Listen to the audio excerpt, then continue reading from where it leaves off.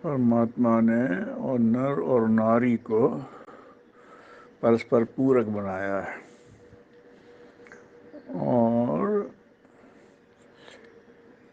अगर इसको और गहराई से देखेंगे तो मनुष्यता के गुण तो दोनों में हैं, मनुष्य की विशेषताएं दोनों में हैं, लेकिन नारी भावना क्षेत्र में पुरुष से ज़्यादा आगे है, ज़्यादा गहरी है।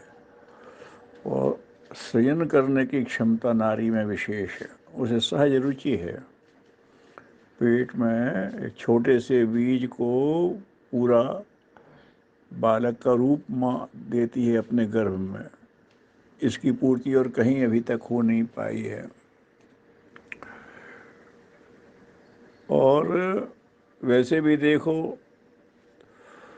तो सृजन का काम नारी करती, भोजन बनाने से लेकर के वातावरण बनाने से लेके परिवार को बांध के चलने से लेके, तो ये सब काम नारी करती है।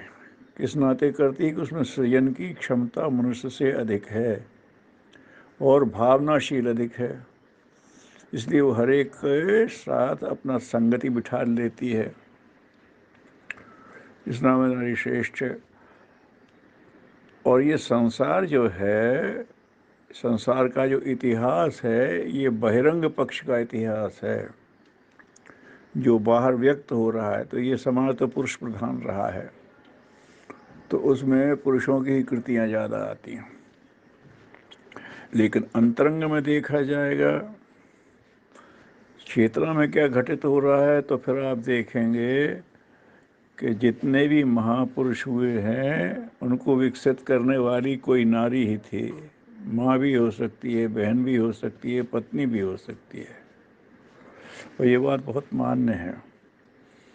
तो ये जो है ठीक है, वेदों में ऋषिकाओं की भी ऋचाएँ हैं, उपनिषद में भी उनका ऐसा उदाहरण है, लेकिन पुरुष के ज़्यादा क्यों है? तो ये चूँकि सब बहिरंग पक्ष का वर्णन है। अभिव्यक्ति जहाँ ज़्यादा है वहाँ पुरुष आगे है, और अनुरक्ति जहाँ ज़्यादा है, अंदर की गति है, उसमें नारी ज़्यादा है। तो उस दृष्टि से देखते हैं तो फिर आपको वही दिखाई देगा। तो ये इसमें विवाद में न पढ़ करके नारी की सृजन शक्ति, और नारी को सृजन में रुचि है, वो उसमें खुश है, वो भोजन बना के एक रोग को कराने में खुश है,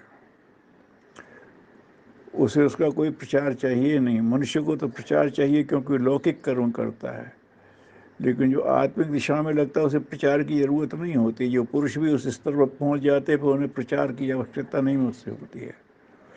तो समाज का अगर आप बहिरंग रूप देखेंगे तो उसमें पुरुष प्रधान है, और अंतरंग रूप देखेंगे तो वो नारी प्रधान ही है।